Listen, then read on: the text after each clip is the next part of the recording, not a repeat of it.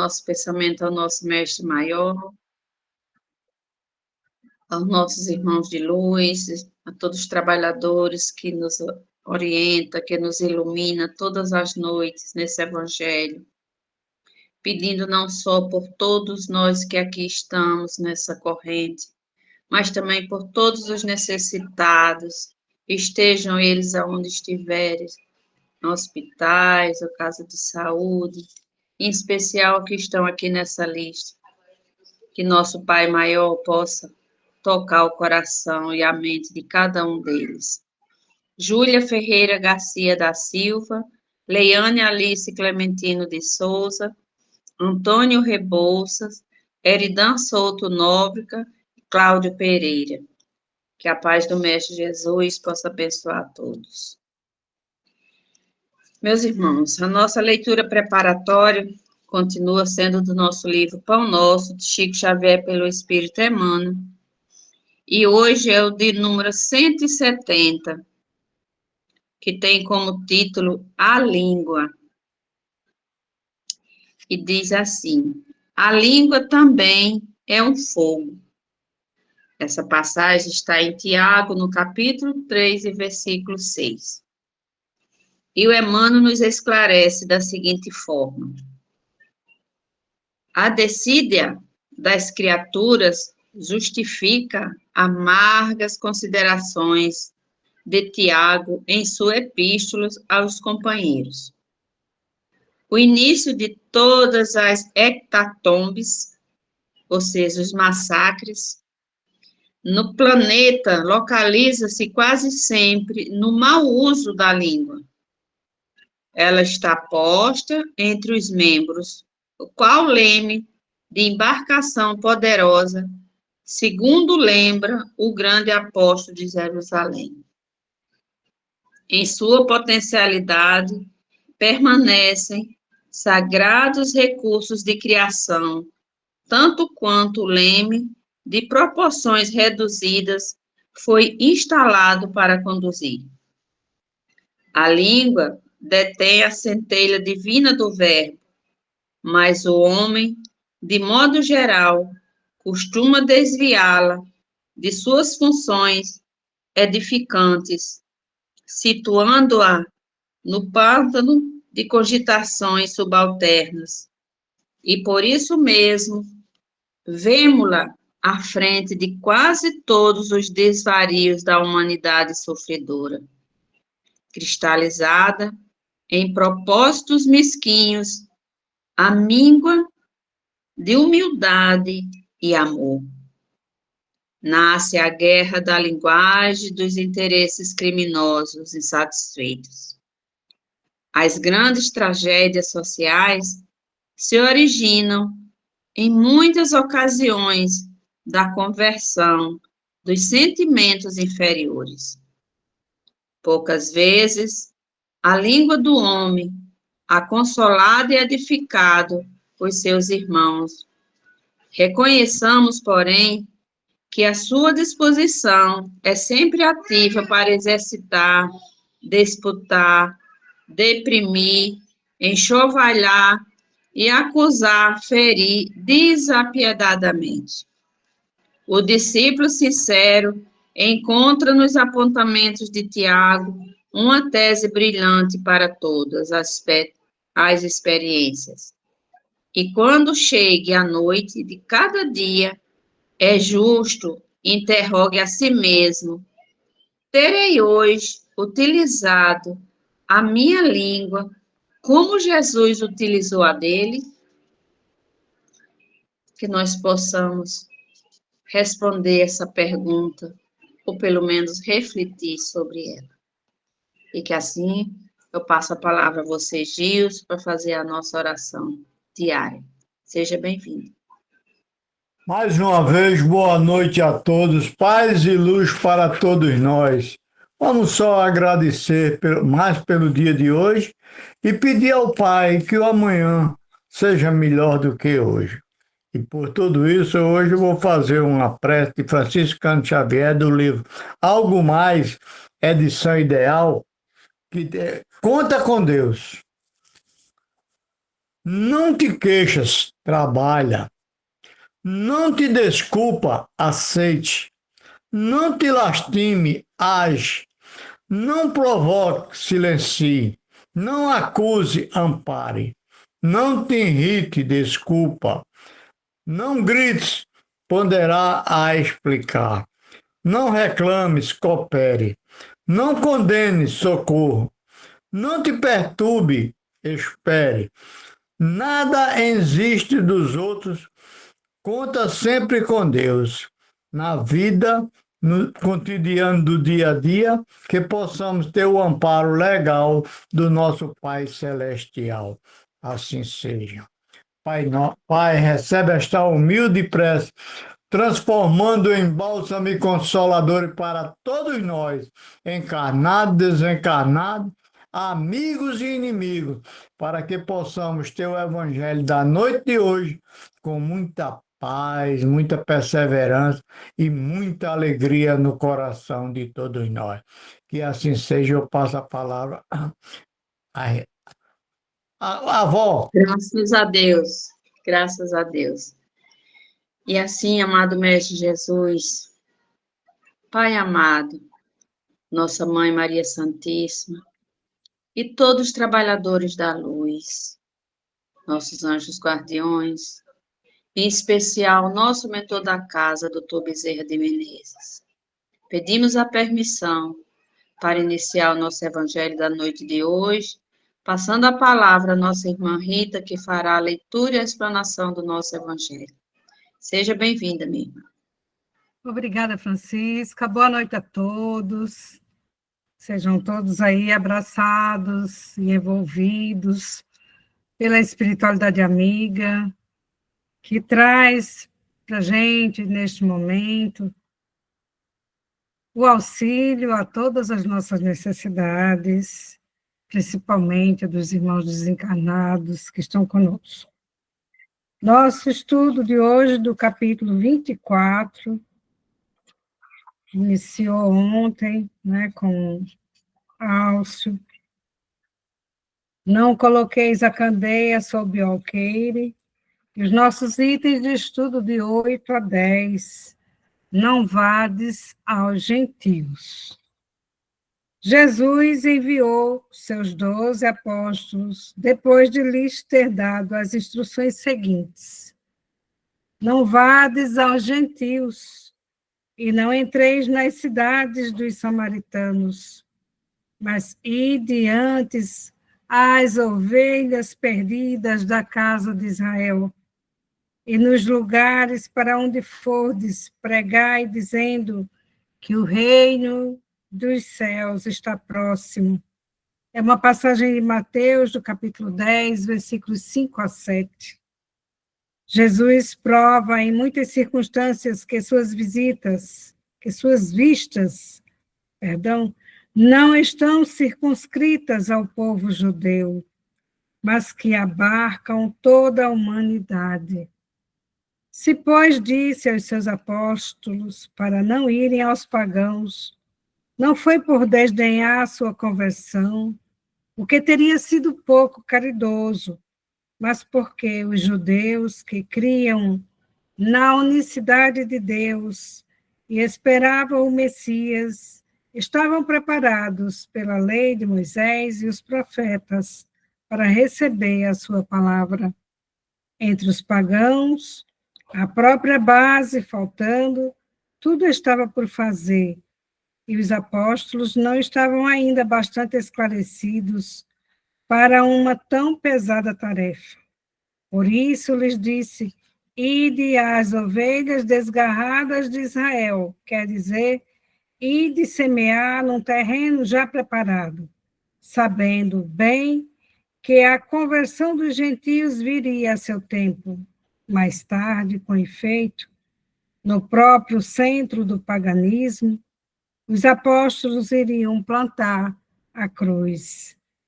Essas palavras podem se aplicar aos adeptos da doutrina e propagadores, né, da doutrina espírita,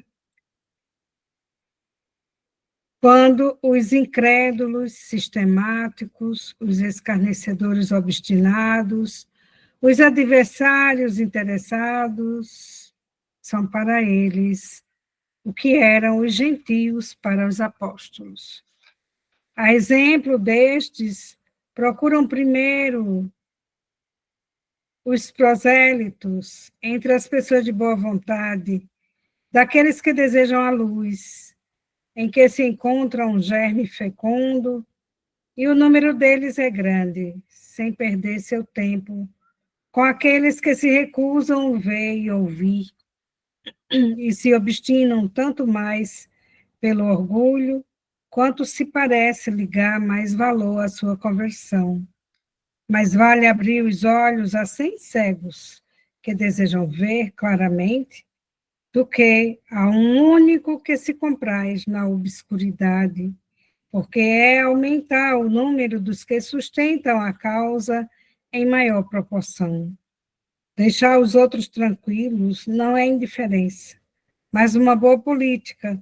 Sua vez virá, quando serão dominados pela opinião geral e ouvirão a mesma coisa repetida, sem cessar ao seu redor. Então crerão, aceitar a ideia voluntariamente e por si mesmos, e não sob a pressão de um indivíduo. Depois ocorre com as ideias o mesmo, que com as sementes, elas não podem germinar antes da época e somente em terreno preparado. Por isso, é melhor esperar o tempo propício e cultivar primeiro as que germinam, para evitar que abortem as outras em as apressando muito.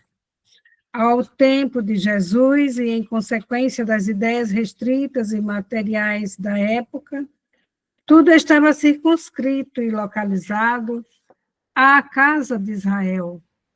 Era um pequeno povo. Os gentios eram pequenos povos circundantes.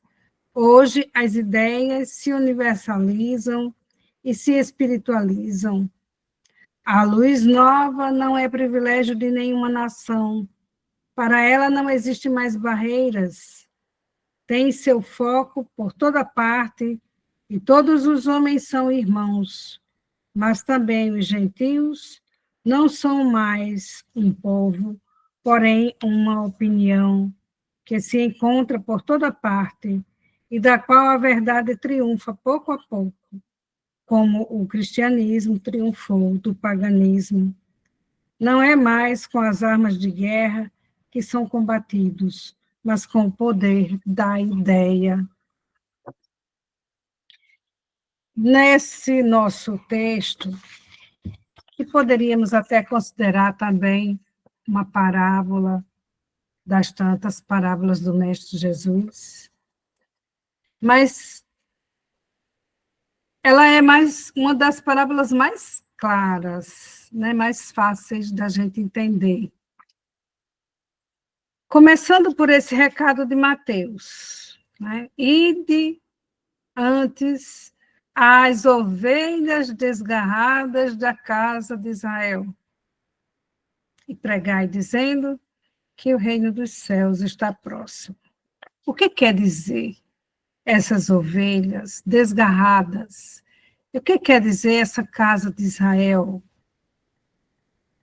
Nós precisamos entender que essa casa de Israel simboliza nação, não só o povo de Israel, que hoje vive em guerra, né? Guerra por Gaza, guerra por isso, guerra religiosa. Não estamos se restringindo a Israel, país. Essa casa de Israel simboliza para nós hoje povos com culturas e crenças, nações. E as ovelhas, claro que está também relacionado ao rebanho, aquele povo apto a crer no único Deus, no espírito de mente pronta a aceitar e compreender. Nós sabemos que essas ovelhas desgarradas de Israel significa o povo preparado para crer no único Deus. E essa referência a Israel nos lembra que Abraão, tudo nasceu com Abraão, que fez a aliança com Deus, que todos os seus descendentes creriam no único Deus. Foi onde nasceu o monoteísmo, né? Crer no único Deus. E quando ele diz, pregai sobre a proximidade do reino dos céus, o que isso também significa para a gente? Hoje, o Espiritismo veio e continua com essa luta de dissipar a mensagem de Jesus, de propagar. Mas e o que era para os apóstolos na época de Jesus? Pregar que a proximidade do reino dos céus estava próxima. Olha, o reino dos céus foi o que Jesus veio nos ensinar. Precisa ser vivido aqui na Terra. Não precisa a gente esperar desencarnar para poder vivenciar o Evangelho. Vivenciar as lições no bem, a prática da caridade, a benevolência, a indulgência, o amor. Isso é o reino dos céus que está próximo, que essa proximidade está na Terra, está conosco, está aqui. Como é que os apóstolos daquela época iam dizer isso? Com base em quê? Não havia o conhecimento do Espiritismo naquela época.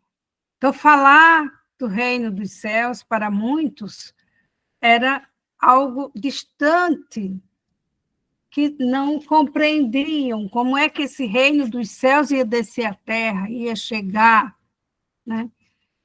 E hoje a gente já entende, já compreende, já tiramos essas fendas dos olhos, já conseguimos enxergar que o reino dos céus é dentro de nós. Esse reino que está próximo, está mais do que próximo, está dentro de nós. É preciso que cultivemos isso. Mas, voltando à questão desses pagãos, dos gentios e dos samaritanos, quem são esses para os apóstolos naquela época, para quem Jesus estava dirigindo essas lições? Não vá aos gentios, nem aos samaritanos, e procurem as ovelhas desgarradas de Israel. E esses pagãos, pagão até hoje, para nós, simboliza todo aquele que não crê, que não é cristão. Para algumas religiões se diz, aquele que não é batizado, chama-se pagão em algumas religiões. Mas pagão é aqui uma ideia, uma opinião daqueles que não creem no Cristo, não são cristãos. Se diz não cristão aquele que não crê no Cristo. Então, todos eles não acreditavam no Cristo, e ainda existem essas ideias disseminadas por todo o planeta, de muitos que ainda não creem no Cristo. Então, muitos ainda gentios, muitos samaritanos, muitos pagãos ainda existem no nosso meio. E os apóstolos, eles precisavam também não se envolver, né, com os irmãos incrédulos, escarnecedores e adversários. Porque estes, o Cristo diz que a cada um a seu tempo despertará e desejará ver a luz.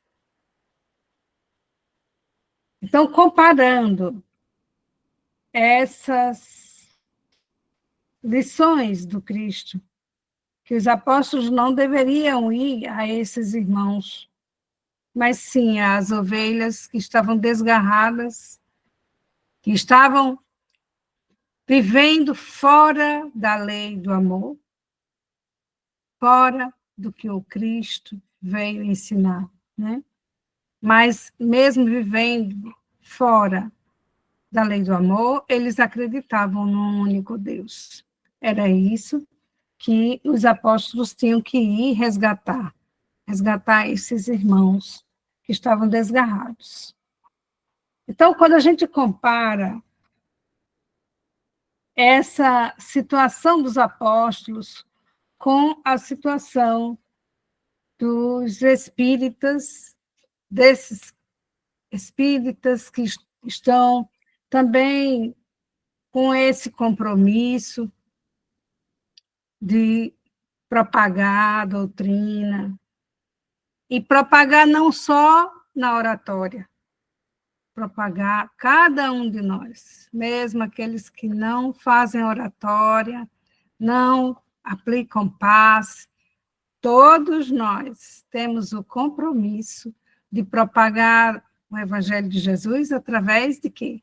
Dos nossos atos, sendo exemplo, sendo testemunha da vivência do Evangelho. Sim, aí fazendo essa comparação com essas ideias do Espiritismo, nós percebemos que Jesus quebrava todas essas barreiras, né, de divisão da sociedade, que tanto causavam as infelicidades em geral. E hoje nós percebemos que também nem todos estão abertos à compreensão da mensagem de Jesus ainda. A gente pode até dizer da mensagem do Espiritismo ainda mais. Aí que tem rejeição de muitos lados. E essa crença no Espiritismo, nas múltiplas existências, na reencarnação, nessas ideologias, ou nessas ideias de Kardec, e a quem somos adeptos, nós encontramos muitos irmãos resistentes a essa verdade. Mas Jesus nos orienta para não insistir. Porque quem ainda não está preparado, não devemos insistir. Não devemos perder tempo.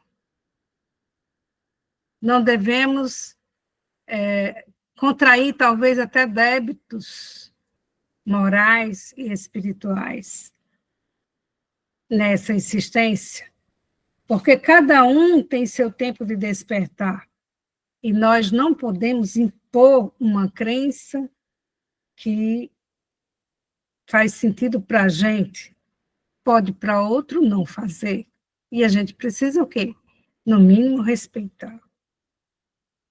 Então, mais vale aí nos mantermos em prece numa situação dessas, né? Às vezes é um irmão, é uma pessoa muito próxima nossa que está nessa situação, e nós não podemos insistir para que essa pessoa acredite no que acreditamos. Nós precisamos fazer prece por esses irmãos que ainda não compreendem sobre essa vida eterna, sobre a reencarnação, sobre amar os inimigos, sobre termos todos como irmãos. Então, se a gente for insistir, é melhor fazer uma prece, porque a insistência diante de um irmão que ainda está com uma maturidade aquém, não vamos obter frutos dessa insistência. Pois, de que adianta, né, insistirmos sobre esses esclarecimentos da vida espiritual para esses irmãos que não aceitam a doutrina ainda, que ainda não vivenciaram as experiências necessárias para compreender, mas todos, com certeza, um dia compreenderão. O cristianismo, que é todos nós que cremos no Cristo, seja de que religião for, nós temos por base a complexa vida de Jesus, que transcendeu seu tempo como ser humano e continua vivo entre nós. Há 2025 anos que isso se passou. E ele continua vivo entre nós, nos provando que existe um único Deus e que, como todo espírito, Deus é eterno. Provando que há uma multiplicidade de criaturas, espíritos que não são e jamais serão deuses. Apenas pode-se atingir a categoria de espíritos puros e até de anjos, como a gente vem desenvolvendo desde o reino mineral, reino vegetal, nosso espírito passou pelo reino animal, está no reino nominal e um dia estaremos no reino, nosso espírito estará no reino angelical. De modo que não esqueçamos também da frase de Jesus em que ele diz: ninguém vai ao Pai senão por mim.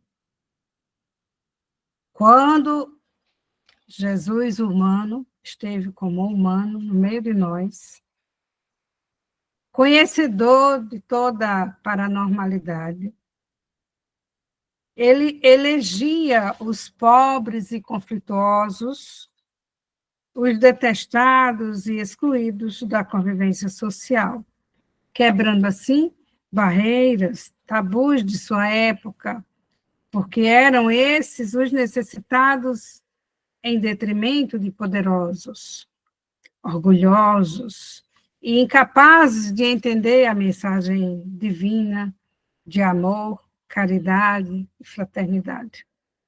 A esses, no momento, lhe bastam a névoa da ilusão que os envolve cada vez mais. E estão bem longe de alcançar a proposta psicoterapeuta de Jesus. E qual era essa proposta? Que toda a humanidade pudesse viver com saúde, desfrutar das bênçãos de cura que está ao alcance de cada um e que só depende de nossa fé, desejo e merecimento. Tanto que toda cura, que a gente vai falar no próximo sábado, toda cura que Jesus fez, ele sempre disse, a tua fé te curou. Então, nós precisamos desfrutar também dessa fé, desse desejo, desse merecimento, e tudo só depende de nós, mantendo uma conduta saudável e vinculada ao Pai, nosso Criador. Se a gente segue nesse caminho através do Mestre Jesus, chegaremos ao Pai. Chegaremos com as nossas preces, chegaremos com as nossas vontades, que muitas vezes não são as vontades do Pai, Mas, voltando para nós, adeptos e propagadores do Espiritismo, que não podemos insistir com os gentios, né? Eu quero trazer 3 colocações. Que os irmãos incrédulos, já que gentios não é um povo circundante, como era na época de Jesus, mas é uma ideia geral por toda a humanidade, assim como o povo de Israel, não é só lá no país Israel, mas é se referindo a toda a humanidade. Então, vamos aqui fazer a seguinte reflexão. Os irmãos incrédulos, que a gente precisa ter muito zelo e fazer prece por eles. Muitas vezes, eles só querem assistir às encenações dos fenômenos mediúnicos, e para quem muitos fenômenos ocorrerão, até que um dia eles creiam. Né? Eu costumo dizer que todo fenômeno mediúnico só acontece com um propósito. Ali, na visão daquele fenômeno, tem alguém que não crê, seja desencarnado ou encarnado, que ainda não acredita nessa verdade da vida futura, que o espírito é eterno. Então, os fenômenos mediúnicos, a maioria deles, quando ocorre porque estamos diante de algum incrédulo que precisa crer. E precisa crer por si mesmo. Não a gente insistindo. São eles que precisam amadurecer moralmente com as tantas lições que a vida vai lhes dando, ou nos dando, se é o caso, que cabe na nossa carapuça. Né? Os irmãos escarnecedores, quem são eles? São aqueles que só querem questionar e desafiar, que ainda não estão prontos para compreender sobre a vida futura. Não estão prontos mesmo. Eles têm sempre argumentos altamente potentes para rebater nossas ideias e crenças. A este, um dia também, eles terão a oportunidade de compreender. Viverão as lições necessárias à sua evolução.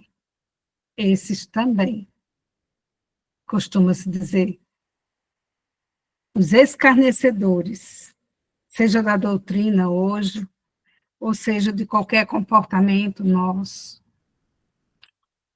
Esses irmãos, um dia eles terão também a mesma oportunidade que estamos tendo. E eles se transformarão, porque todos são filhos do mesmo Pai. E a todos o Pai vem com as mesmas oportunidades. Os adversários inveterados. No nosso texto, os adversários interessados. Aqui vamos trabalhar os inveterados, aqueles que simplesmente são adversários do Espiritismo. Não quer saber. A este não adianta nenhum fenômeno, nenhum tipo de fenômeno é capaz de lhes despertar a crença. É aqueles que a gente pode dizer que são adversários inveterados. E aqui eu abro um parênteses, que no estudo de ontem à noite, nos Missionários da Luz, lá no capítulo 17, nós vivenciamos aí uma doutrinação de Marinho, né, que foi um sacerdote na última existência dele, e que ele se desviou totalmente do caminho do bem, né?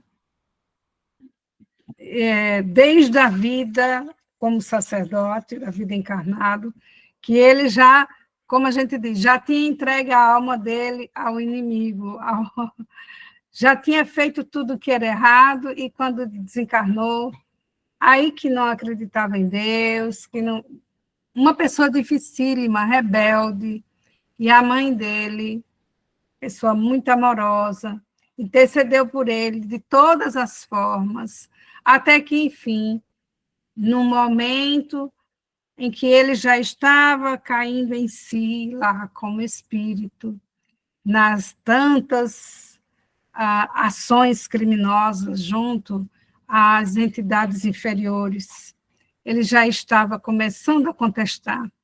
E aí a espiritualidade organizou um momento em que ele pôde, inclusive, ver a mãe, né?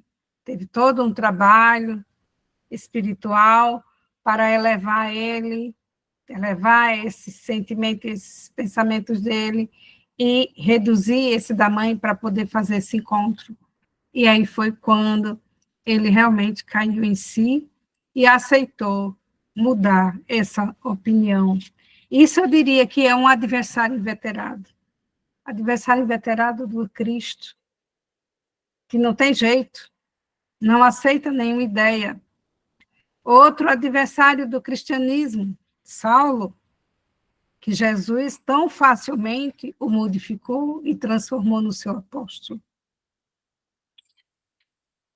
Então, é adversário inveterado, olhando aqui a hora, tem um minutinho,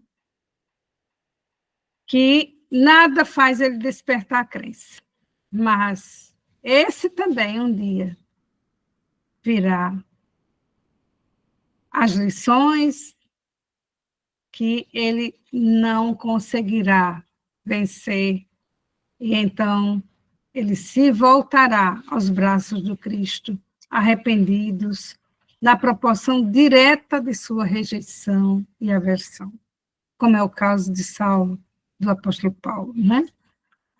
Então, nós devemos sempre nos unirmos em pensamento e vibrações àqueles que desejem a luz, que veem e ouvem a mensagem do Evangelho de Jesus, com seu exemplo e testemunho no bem. Não esqueçamos dessa passagem que lemos hoje, que vale mais abrir os olhos de 100 cegos que desejam ver do que a um único que se compraz na obscuridade. E assim são as ideias, tanto quanto as sementes, precisam ser plantadas dentro do seu tempo, no solo adequado, e assim poderá germinar e dar muitos frutos. Assim é a doutrina do Espiritismo, que ela é uma ideia que seja como uma semente, tratada como uma semente. Então, era isso que a gente tinha para conversar hoje sobre esse tema. Convido a todos para que façamos aí a nossa prece, vamos serenando nossa mente, nos envolvendo com todo esse desejo ardente de ser instrumento de Deus, de ser instrumento de Jesus e da espiritualidade, e que possamos assim dizer: Senhor Jesus, que nossos olhos sejam teus, que possamos ver como tu vês, e que teu amor resplandeça através dos nossos olhos. Que nossas mãos sejam tuas, e que possamos abençoar como tu abençoas, e que tua bondade possa ser transmitida através das nossas mãos. Que nossas palavras sejam tuas, e que tua bondade possa ser transmitida através das nossas mãos. Que nossas palavras sejam tuas, e que possamos falar como tu falas, que tua compaixão possa ser transmitida através das nossas palavras. Que nosso coração seja teu, e que possamos ter misericórdia como tu tens misericórdia, e que teu amor divinal possa ser transmitido através do nosso coração. Que nossa mente seja tua, e que possamos ter teus pensamentos, e que eles possam ser transmitidos através da nossa mente. Que nossa alma seja tua, e que possamos louvar o nosso Pai Celestial, como tu fazes, e que tua alma possas louvar através da nossa alma. Que nossa vida seja tua, e que possamos estar prontos para morrer como tu morrestes, e que tu possas viver e perdoar através de nós. Assim seja. Com esta prece, queremos envolver todos os irmãos que estão nos nossos lares, encarnados ou desencarnados, que todos sejam envolvidos aí pelas equipes socorristas e espirituais, que todos tenham aí o merecimento de serem amparados, serem aliviados dos seus tormentos, das suas dores, das suas necessidades e enfermidades. E a todos os doentes, todos os irmãos que estão neste momento envolvidos aí por influências ou não nas ideias suicidas, como é tratado nesse mês de setembro, que o Pai envie para cada um desses irmãos que estão nessa situação, envie a luz, envie a coragem para vencer-se a si mesmo, a coragem para abandonar as ideias de tirar a vida, que vai totalmente de encontro, contrário à vontade do Pai, aos preceitos do Pai, Criador, que só quem nos deu a vida é que a pode tirar. Assim seja. Desejo a todos uma excelente noite, um excelente fim de semana. Gratidão a todos. Passo a palavra para a Francisca. Obrigada, minha irmã. E com essa prece, pedimos à espiritualidade amiga, os trabalhadores da luz, fazer uma varredura em todos os lares. Se ainda encontrar algum irmão sofrendo com necessidades especiais, que possa ser acolhido e levado a uma colônia espiritual, a um hospital. Pedimos também que todas as energias deletérias sejam transmutadas em amor, em paz, em saúde, em tranquilidade. E assim, pedimos a espiritualidade maior, em especial a Dr. Bezerra de Menezes, a todos os trabalhadores da luz, que nos dão sustentação para esse evangelho, a permissão para o encerramento da noite de hoje. Com muita paz e muita luz a todos e até amanhã. Fiquem na